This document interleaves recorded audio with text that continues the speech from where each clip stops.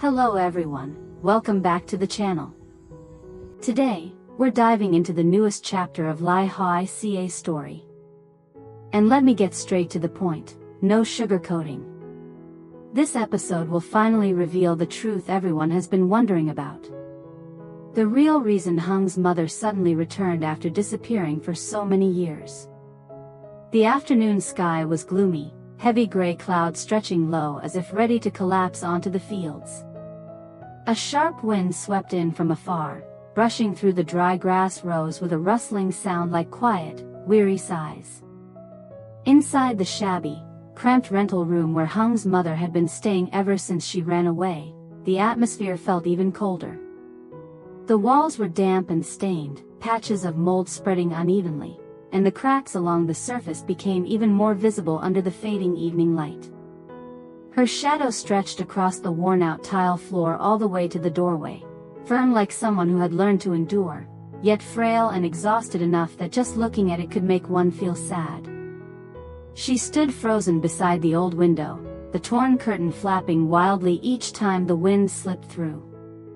Her graying hair was tousled by the draft, and the hand gripping the hem of her shirt trembled slightly, not from the cold, but from the hollow, gnawing emptiness that had slowly taken root inside her. A long silence hung over the room. The only sounds were the wind whistling outside and the faint creak of the floor each time she shifted her feet. Evening settled deeper and deeper, and her shadow on the ground grew longer, thinner. Like someone who had lost far too much, yet still forced herself to stand steady in a room where there was nothing left to hold on to. Everything began on the exact day she brought the land deed to the pawn shop, signed her name with hands still trembling, then turned her back and walked away without once looking behind. In that moment, she felt as if she had just torn apart an invisible rope that had bound her for years. A strange mix of liberation and recklessness, something she had never dared to imagine, even in her wildest dreams. New life. Back then, those two words tasted so sweet. Money in her hands made her feel like she had grown wings. Everywhere she went, people pulled out chairs for her, poured her drinks, flattered her with words she had never heard once in her decades of raising two children alone. They led her to fancy restaurants, secret gambling rooms, loud drinking parties she had only heard rumors about. Everything felt so new, so dazzling. She almost believed she had stepped into a younger, bolder, more important version of herself. The feeling of spending money without checking the price made her lightheaded, like she was taking revenge on all the years of poverty and burden she had carried alone. But life doesn't let anyone borrow happiness for long. The excitement faded even faster than a watered-down drink. The money from pawning the house, the last thing she had, evaporated at a terrifying speed. The people who once surrounded her with cheers disappeared as quickly as they had come. And she was left alone in a rundown rental room, with a body that was starting to fail her. The dull aches at first, she ignored. Then they lasted longer, grew harsher, robbed her of sleep. There were nights she lay curled up until morning, not daring to make a sound, afraid of admitting the truth. Something was seriously wrong. Until one morning, before the sun had fully risen, she was walking across the dirt path outside the lodging.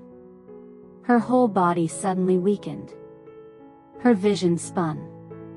Sounds dimmed, as if someone had turned down the volume of the entire world. She faintly heard someone calling out, then everything collapsed. When she opened her eyes, the harsh white lights of the hospital made her squint. The smell of disinfectant hit strong. A doctor stood beside her bed, face serious, eyes steady and unflinching. "You have cancer, and we can't afford any delay." Just that sentence was enough to make her heart feel crushed in someone's hand. No more excuses. No more pretending everything was fine. Everything she had tried to hide, all of it shattered in a single instant. Returning to her small rental room, every step felt like dragging a mountain behind her. As soon as she shut the door, her body collapsed onto the cold tiles. She sat there for a long time, unmoving, like a statue. No voices. No sound of children running around. No cheerful "Mom" whenever she walked through the door. Only the wind whistling through the dented metal roof, and her own heartbeat pounding with fear. Then suddenly, memories crashed over her, without warning, without permission. She saw little Hung, big round eyes, always gripping the corner of her shirt on their way back from the market. She heard Tieu San's tiny, crystal clear voice calling "Mom" for the first time, a sound so pure it squeezed her heart. She remembered the poor meals of boiled vegetables and fish sauce, yet the kids ate happily, smiling until their eyes disappeared. She remembered stormy nights, both children shivering with fever while she warmed the charcoal stove and stayed awake until dawn. And then came the memories she wished she could erase. The times she was too harsh on Hung. Her sharp, cold stares. Her angry shouts that made the boy flinch. Not because she hated him, but because he looked too much like his biological father, the man who had hurt her the most. Yet she had taken out her bitterness on Hung far more than any child should have to endure. She saw him again, eyes downcast, lips pressed tight, small fists clenched. What she once called stubbornness now only left a bitter taste in her chest. Inside the cramped room, the dusk deepened to purple. She held her head in her hands, breath shaky, uneven. The memories stacked on top of one another until her entire chest felt crushed. No one knocked. No one asked how she was. No one waited for her return. Only the past, coming back, piece by piece, stabbing straight into her heart as if to remind her. She had thrown away the most precious things in her life. She realized the cruelest thing she had ever done wasn't the moment she harmed Lythieuca, nor the harsh words that made her future daughter-in-law break down in tears. It was her own hands. The same hands that once held 2 children through years of storms. That became the reason an entire family fell apart. She had poured her whole youth into building a real home. Poor meals shared by 3 people crowded around a wobbly table. Warm nights squeezed together under an old fan. The countless times she walked Hung all the way to school just to make sure he wouldn't get bullied. All of that had once been her pride. A family not wealthy, but full of love. And yet, with one foolish decision. One moment of greed. One night of blind anger. She destroyed everything she had spent her whole life building. That was the pain that cut deepest. She knew all too well that her time was no longer long. Her body weakened by the day. Every morning, even standing up required several minutes of gasping for breath. The doctor said treatment could prolong her life. But their eyes said everything, not for long. And she knew. The cost of treatment was far beyond what someone like her could manage. The more she treated it, the more it drained. And the more impossible it became to do the one thing she wanted before closing her eyes forever. So she made her own decision. No more treatment. The money I have left, I'll use it to make things right with them. She repeated that sentence so many times that some nights she swore she could hear it echoing in her ears. In the tiny rental room, she pulled out an old fabric pouch with fraying edges and began gathering every little amount she had saved. A few small bills from washing dishes at food stalls. A couple $100,000 borrowed from the neighbor. The last scraps of money left after she abandoned her medication. Every bill she placed into that pouch felt like a knife sliding into her heart. Because she knew. That house, the last safe place for the 3 of them, was the very thing she had pushed into someone else's hands. Even if she didn't know whether she could buy it back. Even if she knew the money she had was nothing but a drop in the ocean. she still gathered it piece by piece. Because the doorway of that old house was never just bricks and tiles. It was where her 2 children grew up.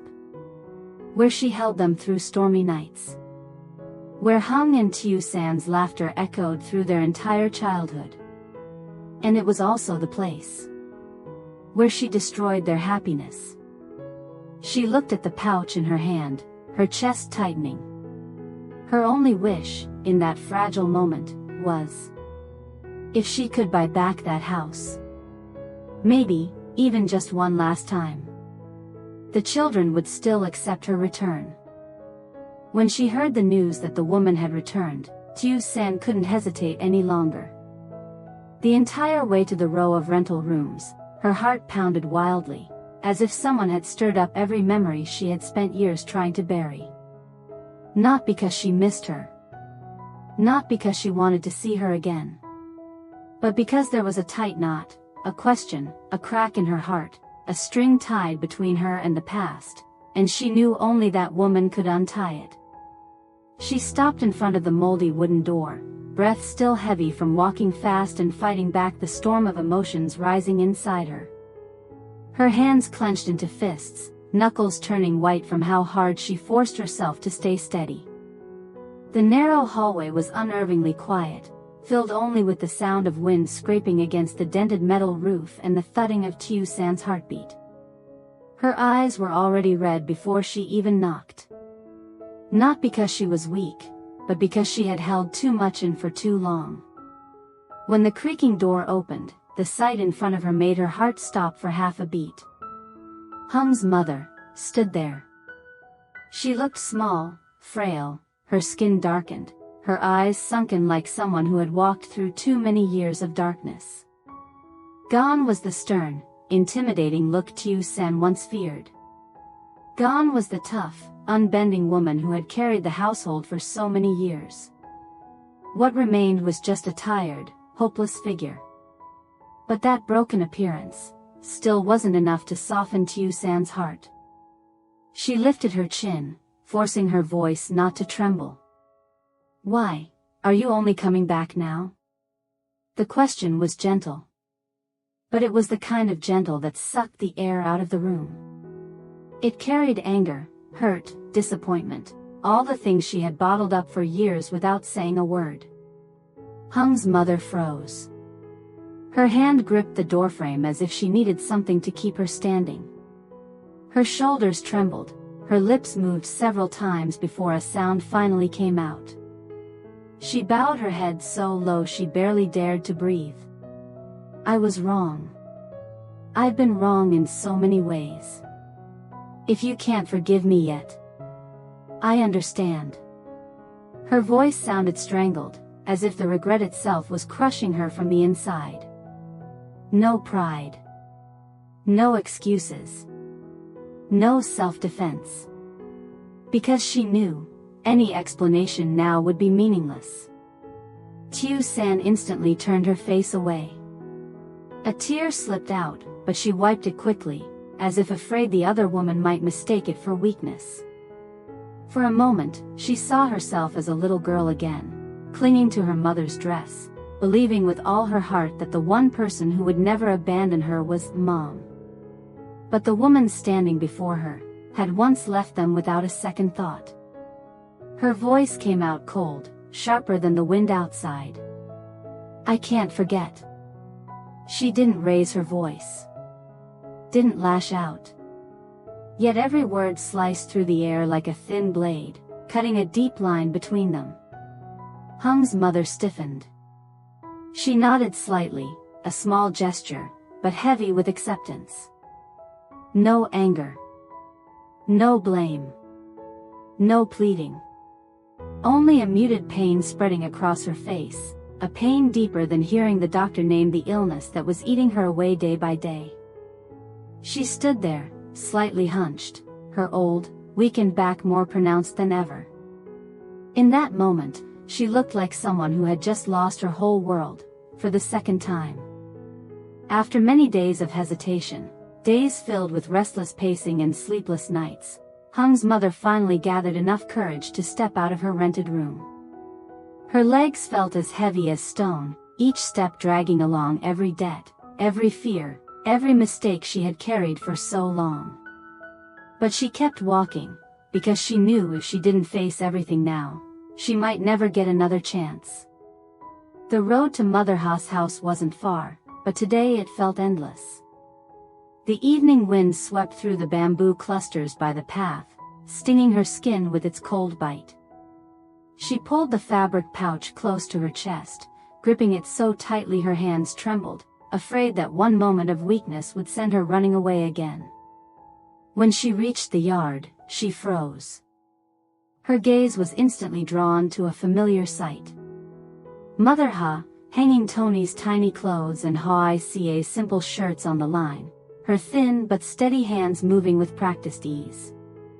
Her slightly hunched back, her slow but firm steps, that figure had been the anchor for both Hung and Ha through their hardest years. Seeing that, a sharp ache pierced Hung's mother's chest. Those were things she should have been the one doing. But she had forced someone else to carry that burden for her. She stayed at a distance, unable to walk closer. The gap was small, but to her, it felt like a deep chasm dividing worthiness from unworthiness. Finally, she spoke, her throat tightening as if someone were squeezing it. "Sister Ha. I'm sorry." For simple words, yet they tore apart the last bit of pride she had left. It was an apology she once believed she would never say. But today, it broke out of her like the sound of something inside her cracking. Mother Ha stopped and turned around. The late sunlight fell across her gentle, time-worn face. She looked at Hung's mother for a long time, so long it made the woman in front nearly collapse from shame. No accusations. No questions. No resentment. Just an endless sadness, a sadness for the two children who once called this woman a mother. The yard was so silent that the wind rattling the metal roof sounded painfully loud. When the two finally sat down to talk, the air grew heavy. Hung's mother spoke, slowly, piece by piece, hiding nothing. She told her about the illness eating away at her day by day. Told her about collapsing in the street, realizing she didn't have much time left. Told her the real reason she had run away, a reason that tasted more shameful each time she said it aloud. Told her about the long nights curled up in a cold room, hurting from her sickness, and hurting even more from the regret that pressed on her chest like a pile of stones. When she reached the final truth, her voice cracked. "Sister, if anything happens to me, please take care of Hung and Ha for me. They don't need me. Just don't let them suffer anymore. I don't deserve them anymore." Each word fell to the ground like something too heavy for anyone to lift. Mother Ha covered her mouth, fighting back a sob. She had never imagined that the woman once so fiery, so harsh, so stubbornly proud, would one day stand before her, thin, trembling, lowering her pride completely, all for one final request. Not for herself, but for her children. Mother Ha drew a long breath, swallowed hard, and nodded. Not because she had forgiven everything, but because she knew the kids had already suffered enough. She agreed to keep Hung's mother's return a secret. Not telling Hung. Not telling Ha. Not wanting to stir more chaos while the wounds were still fresh. Because she understood, the return of this woman now, with her sickness and her past mistakes, would only make everything unravel, and hurt the people who were finally trying to live in peace. That evening, between two women who once seemed completely opposite, there appeared a quiet understanding, a kind of silent sharing. No speeches. No embraces. But the exhaustion and the hidden compassion in both their eyes said everything that needed to be said. Hung's mother had only one goal left, so clear, so consuming that it overshadowed even the pain of her illness. Make things right. At any cost. Even if it meant spending the last days of a life that was already counting down. No more schemes. No more pride. No more stubbornness like before. Everything left of her life was poured into one purpose, making sure the children would never carry another sorrow because of her. Even though her strength was fading. Even though every morning she woke to spinning vision and numb limbs. Even though she was racing against time, day by day, hour by hour, like sand slipping through her fingers. She held on to a single determination: as long as she could breathe, she had to keep going. But would the road ahead open for her? Would Hung, the strong yet deeply wounded boy, be calm enough to listen when he learned the truth? Would Lythica, once a victim of her own actions, be able to look at her again without falling back into old fear? And tieu, the girl who once clung to her skirt as a child, would she open her heart after learning the real reason why Mother disappeared from her life? And most importantly, would she have enough time to fulfill her final wish? Or would all these late attempts be nothing more than a desperate race against fate? Stay tuned for tomorrow's episode on the channel to see what happens next. It wasn't a coincidence. It wasn't homesickness. And it definitely wasn't as simple as the excuses she once gave. What lies behind her return is a shocking truth, something neither Lythica, Hung, nor anyone in the family ever expected.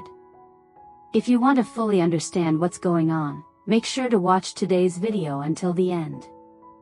This part is heavy, but it also opens a brand new doorway for the future of all three of them. Alright, no more rambling. Let's jump into today's episode and uncover what truly made Hung's mother turn back in the middle of her chaotic, stormy life. Xin chào tất cả mọi người đã quay trở lại với kênh của mình. Hôm nay thì mình lần nào quay video cũng vươn vai hết, mỏi vai mỏi cổ quá. Mình vừa làm xong một video mọi người, mình vừa làm xong một video về câu chuyện của Hoài Ca và Hùng. Thì bây giờ mình sẽ làm video tiếp theo.